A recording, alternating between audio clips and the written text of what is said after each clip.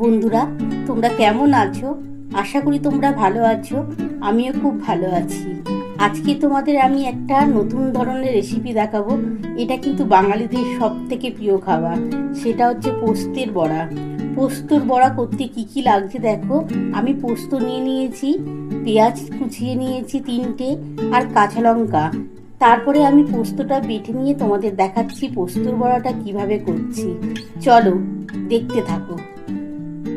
বন্ধুরা, আমি এই পোস্তটা নিয়ে নিয়েছিলাম, এটা আমি বেটে নেব।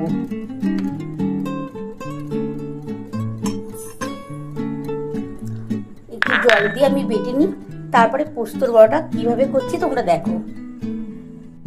দেখো বন্ধুরা, আমার পোস্তটা বাটা হয়ে গেছে। আমি এই পাত্রের মধ্যে পোস্তটা ঢেলে নিলাম।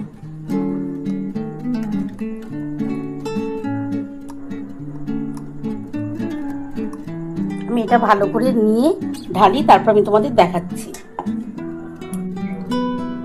দেখো বন্ধুরা, আমার পোস্তটা ঢালা হয়ে গেছে। এর মধ্যে আমি এই পেঁয়াজ আর এই কাঁচা লঙ্কাটা দিয়ে দিলাম।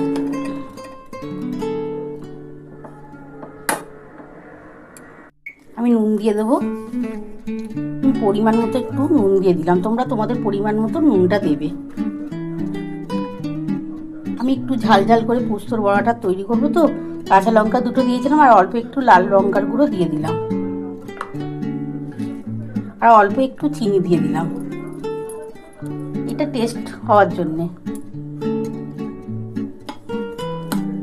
তারপর ভালো করে এটা মাখিয়ে নেব।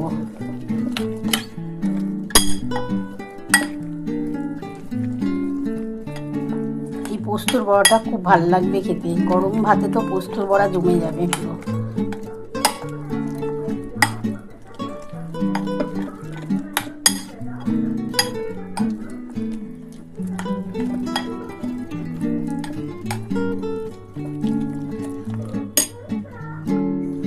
চলো বন্ধুরা, আমার এটা ভালোভাবে মাখানো হয়ে গেছে।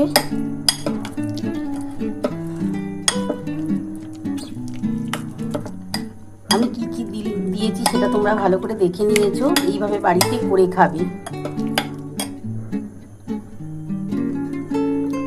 কড়াটা বসিয়ে নিলাম, তেল দিয়ে গরম করে নিই। তেলটা একটু গরম হলে তারপর আমি একটা একটা করে পোস্তর বড়া ভেজে তুলবো। তোমরা দেখতে থাকো। বন্ধুরা, আমার তেলটা গরম হয়ে গেছে। এবার আমি পোস্তর বড়াগুলো করে নিই, তোমরা দেখো।